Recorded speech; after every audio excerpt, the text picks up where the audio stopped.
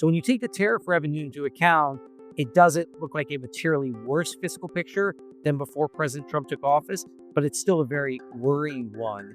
And again, if you talk to the administration, they would argue likely that not only do they have the tariff revenue, but they're going to have so much additional economic growth that deficits are going to be lower. The economy is going to be much better off because of all these policies. Hi, everyone. I'm Rob Rowe, U.S. Regional Director of Research. Welcome to Research Citi podcast.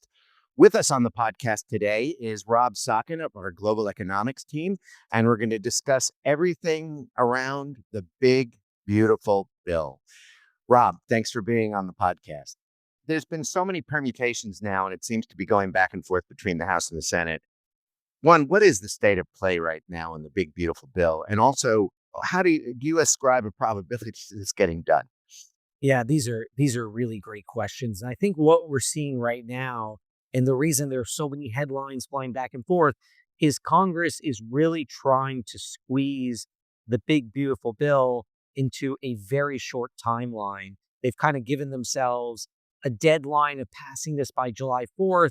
And there's a lot of differences of opinion on what should go in the bill, both in the House, in the Senate, and then across the House and the Senate.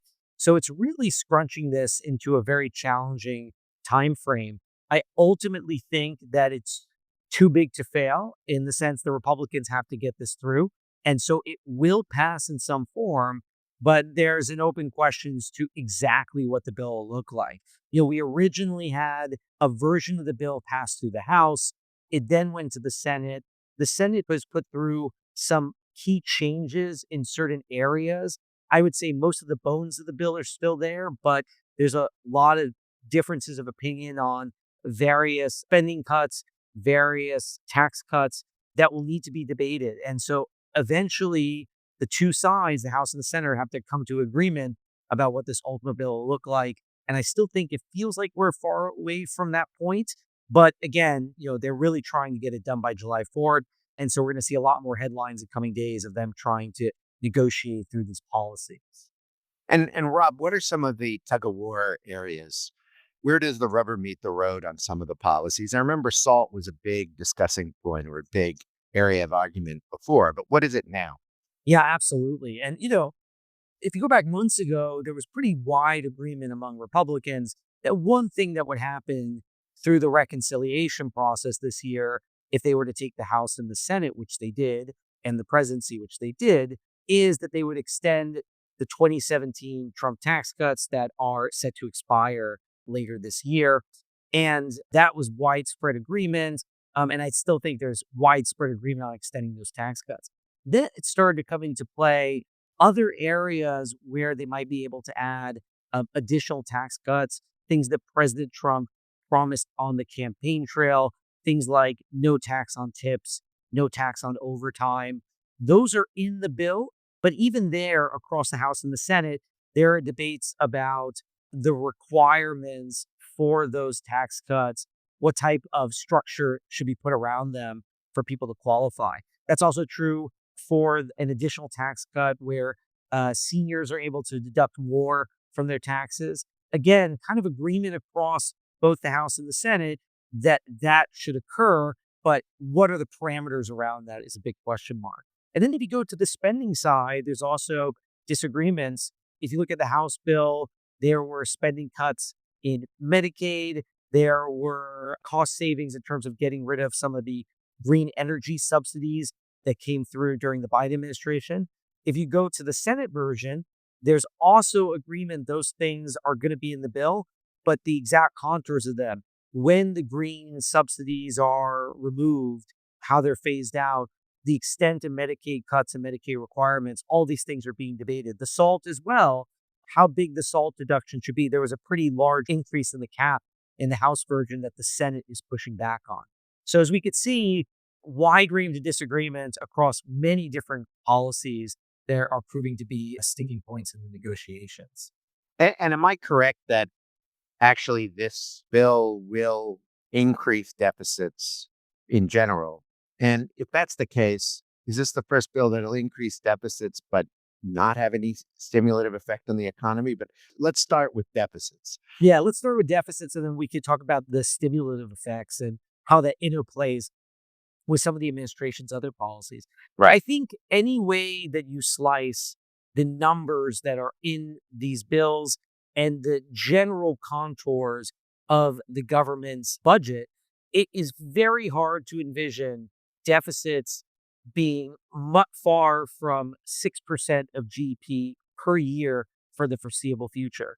Just to give some numbers, before the pandemic hit, deficits were about 3.5% of GDP. So 6% of GDP, especially during a period that's not a crisis or deep recession, is very unusual and very large. And as I said, any way that you slice it, that's the way the numbers end up. And that includes assuming you get a substantial amount of revenue from the Trump administration's tariff policies, which are not formally in the reconciliation bill, but Republicans are arguing and the administration's arguing should be counted mentally by people in Congress as they debate this, that you have several trillion in revenue over the next decade likely coming through from these tariffs. So netting all that out, 6% of GDP deficits for foreseeable future, rising government debt. And the reason for that is a substantial portion of the government debt is interest on the debt. Interest rates remain fairly high, in my view, unlikely to come down substantially in the foreseeable future. So that's going to keep deficits elevated. And on the spending side, most of the spending, something like 60%, comes from mandatory spending, which politicians are historically very unwilling to change because that tends to be politically unpopular. And in this bill, we are cutting taxes rather than raising them. If you raise taxes, it'd be one way to cut the deficit. So you're right, Rob. Any way you slice this, it means fairly large deficits for the foreseeable future. And have you all back of the envelope calculation on tariffs in terms of what kind of revenue generation we could potentially see there that would offset these deficits to some degree? I think a very conservative estimate, we're assuming that the effective tariff rate on US imports ends up after all deals and negotiations and new sectoral tariffs on things like pharmaceuticals and semiconductors potentially come through, you still end up with an effective tariff rate of around 15%. That's close to where we are today. And again, that's assuming a variety of deals that we expect over the next few quarters. When you put that type of math in there, give or take, you could end up with 2 to a little under 3 trillion in revenue over 10 years, depending on what you assume. I think a conservative estimate is kind of something closer to 2. So maybe somewhere around 2.5 trillion would be a reasonable middle point. But that's kind of the numbers we're talking about. So it is pretty substantial and it does offset a lot of the additional tax cuts that may be coming through in this bill, which is why at the end of the day, you're ending up with something like 6% of GDP per year deficits and not 7% or higher. The revenue does help a lot, but that is being sort of used in a sense to justify and effectively pay for the additional tax cuts that are coming through in the bill. But you think net it's still fiscal negative in a way, even after you take the tariffs into consideration. Yeah, this is one of the biggest questions we get about the administration's policies because if you look, and if I take sort of three key policies, there are other ones, but let's just talk about three: tariffs, deregulation, and tax cuts. The administration has been saying that, the negative side or the tariffs have come first, but they're going to offset a lot of that potential economic pain with deregulation efforts and additional tax cuts through this bill.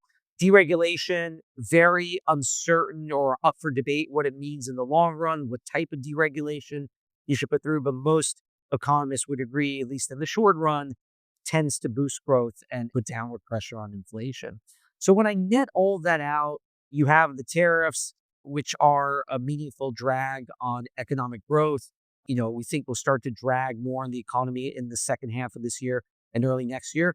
I think the tax cuts in this bill, the net tax cuts, the net stimulus will help offset some of that. The deregulation, which has been slower to get off the ground than expected, will also help with a bit of that. But I think even when I look at the numbers in the bill and I think of what deregulation could do, it still, in my mind, does not fully offset the drag from the tax cuts. So when I add all those policies together, I still think the U.S. economy is going to slow down a fair amount as we go into the second half and into next year.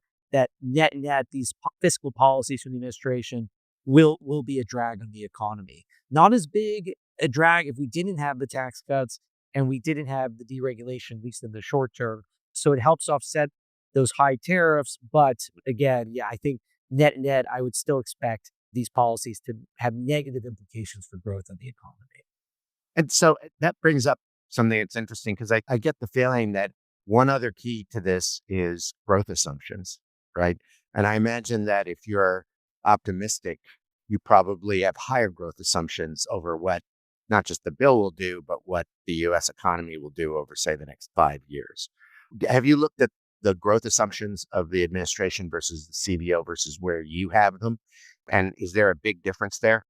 Yeah, this is a really key difference. I mean, if you look at growth assumptions and particularly what people are assuming the bill can do to short run and long run economic growth, the CBO, for example, says that this bill, or at least versions of this bill, would substantially increase the U.S. deficit by a tune of several $trillion over the next decade, and that's taking into account all these different factors in the economy, the stipulations in the bill, Mm. what it means for economic growth, interest rates, and if you look at the administration's math, they think that they'll generate enough additional economic growth that these policies will be so stimulative that the government will get so much additional revenue from the stronger growth that it can offset a lot of that additional deficit cost. And so again, large differences of opinion if you look in the official sector. On our side, again, we also think that it will not generate enough economic growth to offset deficit effects in the bill, and that it will boost deficits by several trillion. However, as I mentioned, we have the tariff revenue, which is also several trillion that will offset that. And you end up with a deficit picture that was kind of similar to where you were before all these policies, 6% of GDP per year for the foreseeable future. So when you take the tariff revenue into account, it doesn't look like a materially worse fiscal picture than before President Trump took office, but it's still a very worrying one. And again, if you talk to the administration, they would argue likely that not only do they have the tariff revenue, but they're going to have so much additional economic growth that deficits are going to be lower. The economy is going to be much better off because of all these policies. So I think we're much closer to where the CBO lands on this analysis. Got it. And globally, I think government deficits have grown substantially versus, say, private institutions and leverage. So is the US the only one facing deficit issues, or is this a widespread issue? Yeah, and this is a really key question because I think what we're seeing around the world, there are many economies, not just the US, that are running large fiscal deficits and are expected to continue to run large fiscal deficits while they also have fairly high debt levels to begin with. The US falls into that bucket, but another great example is France in Europe, which has very high debt levels and is expected to run deficits as a share of GDP on levels that are kind of similar to where the US is expected to run them. Even in emerging markets, you have a range of economies, China, India are the key examples of that debt has been creeping up and are expected to continue to run large deficits. And so this has really become a global issue for many key economies. And I think it's going to be one that markets are going to increasingly be paying attention to as we go forward. You're seeing this realization in markets of government debt positions that we haven't really seen for some time. If you look before the pandemic, if you did a scatter plot of government debt levels and government bond yields, it was counterintuitively the countries that had the highest debt levels also had the lowest bond yields. And I think we're seeing in recent years that starting to change and moving to reverse. We've seen that in the UK, another country that has high debt and has been running large deficits, where markets have been really questioning the government's position and at times pushing up bond yields significantly as a result of them. Now, there are other countries that are debating increasing fiscal spending or going to increase fiscal spending, like Germany, which has very low debt and has the fiscal space. But if we go in months ahead and we have a country like France, that's going to be debating these issues as well. They don't have the type of fiscal space, I think, that we see in Germany, for example. Now, the US is in sort of a special position in that it's the world's reserve currency, it's the world's biggest economy, it has the deepest, most liquid capital markets. So I don't think we're in a world where these large deficits and high debt in the US are going to cause some type of market crisis. One can't be entirely ruled out, but I don't think so. But more likely, the government is going to pay a additional material premium in long-term bond yields in order to finance this debt. And other countries are dealing with that same struggle as well. So, Rob, does this pose a particularly tough issue for the Fed and in their capacity to operate monetary policy? In one respect, if there was more inflation, which luckily I think we've seen inflation declining, but if inflation increases, it must be very tough for the Fed to raise rates under these circumstances, given that they'll drive service costs for the US budget and the US government much higher. And on the other hand, they're a big owner of US debt too. And that may also make it harder for them to lower rates. I don't know. What do you think about the Fed's capacity to operate monetary policy under these circumstances? Yeah, this is another key set of issues. And really, I think it's important to bring the Fed into this conversation for many reasons. One, because the economics are pushing them in different directions. And then two, as you noted, and as we talked about earlier, substantial portion of the debt is coming from very high deficit costs. And that's a reality that the government is dealing with and the Fed sees as a substantial factor in government deficits. So on the first part, the economics of it, I think the tariffs are a stagflationary shock for the US, or expected to be. They're expected to push up prices and lower growth. So far, we have not seen much evidence of that yet.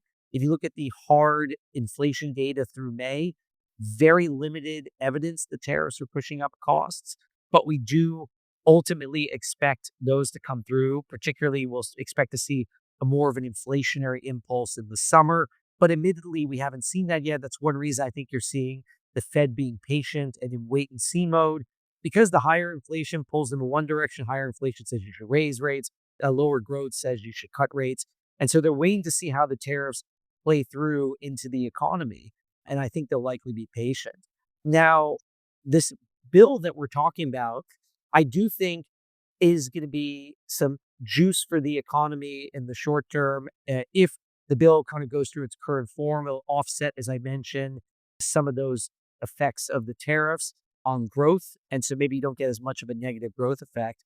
But the Fed's going to have to take that into account into its models and what it sees in the economy as the bill eventually gets passed. And that likely means, in my view, an even more patient Fed, because it takes out some of the downside on growth and also means that you're likely living with higher inflation, particularly if the stresses in the Middle East continue and you end up with durably higher oil prices.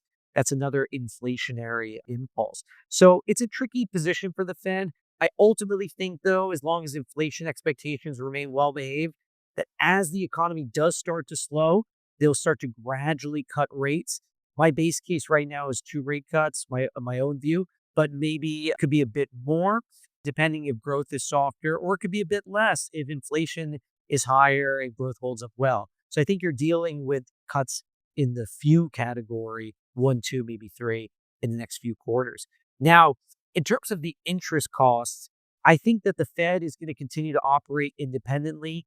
And you've heard this from the Fed in the past, that they say that on the fiscal side, that they need to get their budget in order and that they're going to do what they think is best based on the growth and inflation dynamics in the economy. So, you've heard the administration kind of pushing the Fed, saying that they should take into account the fact that interest cost is so high for the government. But I think ultimately they're going to be looking at growth and inflation and determining monetary policy from that side. So I don't think the government budget's going to get a lot of relief from the Fed in terms of where rates are going to go. I think rates are going to come down gradually on the short end and stay relatively high in the long end. Ultimately, I don't think the Fed is going to be the savior for the fiscal picture. And I think ultimately they're in a spot where this economy is pushing them in a lot of different directions. And they're going to be very patient as they assess all those factors.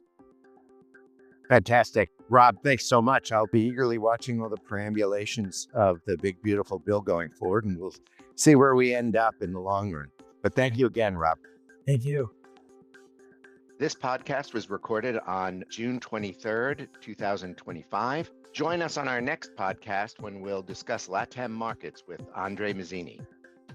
This podcast contains thematic content and is not intended to be investment research, nor does it constitute financial, economic, legal, tax, or accounting advice. This podcast is provided for information purposes only and does not constitute an offer or solicitation to purchase or sell any financial instruments. The contents of this podcast are not based on your individual circumstances and should not be relied upon as an assessment of suitability for you of a particular product, security, or transaction. The information in this podcast is based on generally available information, and although obtained from sources believed by Citi to be reliable, its accuracy and completeness are not guaranteed. Past performance is not a guarantee or indication of future results. This podcast may not be copied or distributed, in whole or in part, without the express written consent of Citi. Copyrights 2025 Citigroup Global Markets, Inc. Member SIPC. All rights reserved. Citi and Citi and Arc Design are trademarks and service marks of Citigroup Inc. or its affiliates and are used and registered